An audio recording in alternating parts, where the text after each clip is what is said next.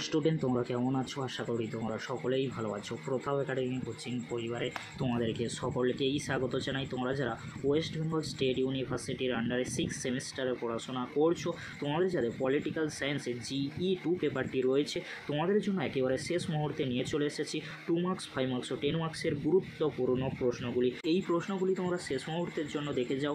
অবশ্যই তোমরা পলিটিক্যাল সায়েন্সে GE2 পেপারটি নিয়ে চিন্তামুক্ত থাকবে। প্রথমে তোমরা দেখে নাও 2 মার্কসের জন্য গুরুত্বপূর্ণ মাত্র কয়েকটি প্রশ্ন। গভর্নেন্স বলতে কী বোঝো? ভারত সরকারের দুটি গভর্নেন্সের উদ্যোগের দৃষ্টান্ত দাও।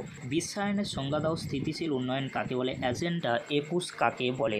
তথ্যের অধিকার বলতে কী বোঝো, বা তথ্যের জানার অধিকার বলতে কী বোঝো? পরিবেশ সংক্রান্ত বিষয়ে কাজ করে দুটি বেসরকারি সংস্থা বা সম্মেলনের নাম উল্লেখ করো। সবুজ প্রশাসন বলতে কী বোঝো? মানব উন্নয়ন সূচক কাকে বলে? কর্পোরেট সামাজিক দায়বদ্ধতা কাকে বলে? পাবলিক সার্ভিস গ্যারান্টি আইনের তাৎপর্য কী? 5 মার্কসের জন্য গুরুত্বপূর্ণ মাত্র কয়েকটি প্রশ্ন এখানে রয়েছে, তোমরা প্রশ্নগুলি দেখে নাও। বিশ্বায়নের যুগে রাষ্ট্রের ভূমিকা বা রাষ্ট্রের সার্বভৌমত্বের ওপর বিশ্বায়নের প্রভাব সংক্ষেপে আলোচনা করো।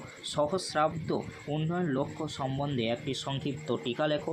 গভর্নেন্সের ধারণাটির একটি সংক্ষিপ্ত ব্যাখ্যা সম্পর্কে টিকা লেখো। প্রশ্নগুলি 5 মার্কসের জন্য খুবই গুরুত্বপূর্ণ। পরবর্তী প্রশ্ন, গভর্নেন্স ধারণাটির একটি সংক্ষিপ্ত ব্যাখ্যা দাও। কার্বন পদ চিহ্ন কাকে বলে? অর্থনৈতিক বিশ্বায়নের ওপর একটি সংক্ষিপ্ত টিকা লেখো।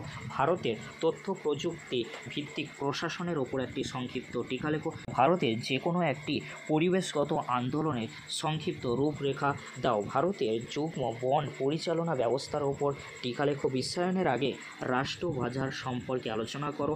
ব্রান্ড ল্যান্ড প্রতিবেদনের ওপর একটি সংক্ষিপ্ত টিকা লেখো। প্রশ্নগুলি 5 মার্কসের জন্য খুবই গুরুত্বপূর্ণ। এখান থেকে তোমরা সমস্ত 5 মার্কসের প্রশ্ন পরীক্ষায় কমন পেয়ে যাবে।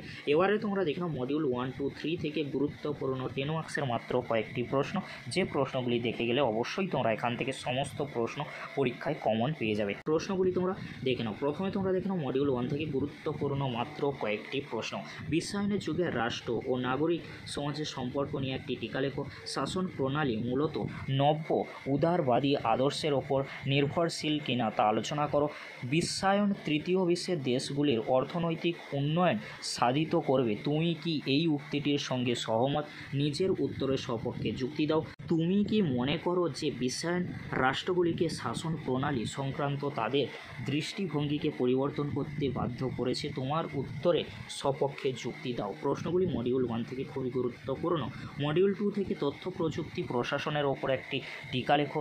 গ্লোবাল কমন্স কাকে বলে? আমরা কি এটিকে রাষ্ট্রের নিয়ন্ত্রণ পরিধির বাইরে রাখতে পারি? উন্নয়নমূলক চাহিদা এবং পরিবেশগত চাহিদার মধ্যে কি ভারসাম্য অর্জন করা সম্ভব? ব্যাখ্যা করো। নেক্সট প্রশ্ন, আবহাওয়া পরিবর্তনের ক্ষেত্রে UNEP এবং IPCCর ভূমিকার মূল্যায়ন করো। সবুজ প্রশাসনের তাৎপর্য আলোচনা করো। এবারে তোমরা দেখে নাও মডিউল 3 থেকে গুরুত্বপূর্ণ 10 মার্কসের মাত্র কয়েকটি প্রশ্ন। ভারতীয় নাগরিক সনদের চ্যালেঞ্জ ও সম্ভাবনা নিয়ে আলোচনা করো। নাগরিক সনদ কী হয়? ভারতের দৃষ্টিভঙ্গি থেকে নাগরিক সনদের সম্ভাবনা ও চ্যালেঞ্জ আলোচনা করো। তথ্য জানার অধিকার আইন কি? গণতন্ত্রে এটির উপযোগিতা আলোচনা করো। কর্পোরেট সামাজিক দায়বদ্ধতার প্রকার ও উদ্দেশ্য লেখো বা আলোচনা করো। পরবর্তী প্রশ্ন, তথ্যের অধিকার আইন 2005-এর মূল বৈশিষ্ট্যগুলি আলোচনা করো। এই প্রশ্নগুলি তোমরা শেষ মুহূর্তের জন্য 10 মার্কসের জন্য দেখে যাও, 5 মার্কসের জন্য দেখে যাও, 2 মার্কসের জন্য দেখে যাও। অবশ্যই তোমরা GE2 পেপারটি নিয়ে চিন্তামুক্ত থাকবে। ভিডিওটি দেখার জন্য তোমাদেরকে অসংখ্য ধন্যবাদ।